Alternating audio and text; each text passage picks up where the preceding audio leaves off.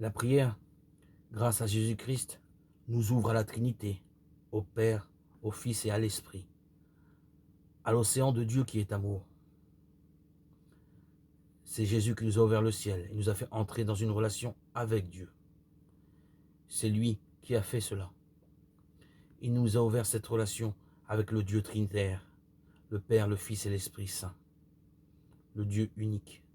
C'est ce qu'affirme l'apôtre Jean en conclusion du prologue de son évangile. Dieu, personne ne l'a jamais vu. Le Fils unique, lui qui est Dieu, lui qui est dans le sein du Père, c'est lui qui l'a fait connaître. 1,18.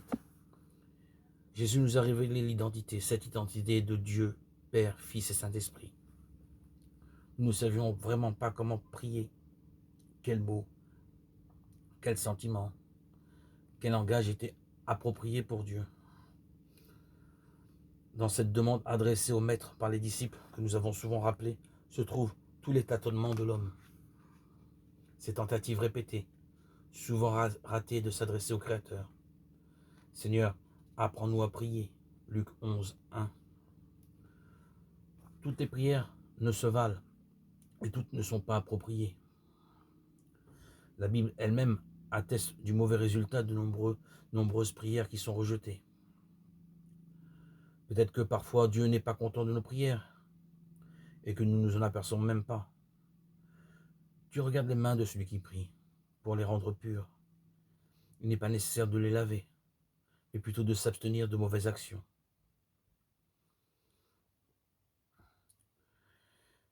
Comme dit saint François, aucun homme n'est digne de te nommer. Mais peut-être la reconnaissance la plus émouvante de la pauvreté de nos prières a-t-elle fleuri sur les lèvres de ce centurion romain qui supplia à Jésus un jour de guérir son serviteur malade, Matthieu 8, 5, 13.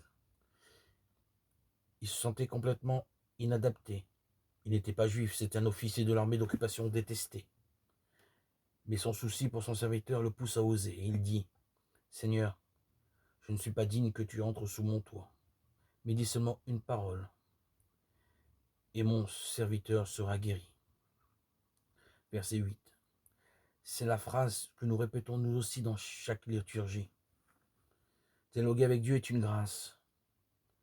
Nous n'en sommes pas dignes, nous n'avons aucun droit à avancer, nous boitons avec chaque parole et chaque pensée. Mais Jésus est la porte qui nous ouvre ce dialogue avec Dieu.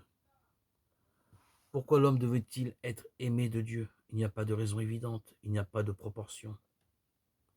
À tel point qu'une bonne partie des mythologies n'envisagent pas le cas d'un Dieu qui se soucierait des affaires humaines.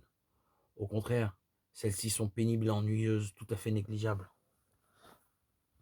Rappelons-nous la phrase de Dieu à son peuple, répétée dans le Deutéronome. Réfléchis, quel peuple a ses dieux proches de lui, comme vous m'avez moi proche de vous. Cette proximité de Dieu est une révélation. Pour certains philosophes, Dieu ne peut que penser à lui-même. En fait, ce serait plutôt nous, les êtres humains, qui essayons d'embobiner la divinité et d'apparaître agréable à ses yeux. D'où le devoir de religion avec son cortège de sacrifices et de dévotions à offrir sans cesse pour gagner les faveurs d'un Dieu muet, un Dieu indifférent. Il n'y a pas de dialogue.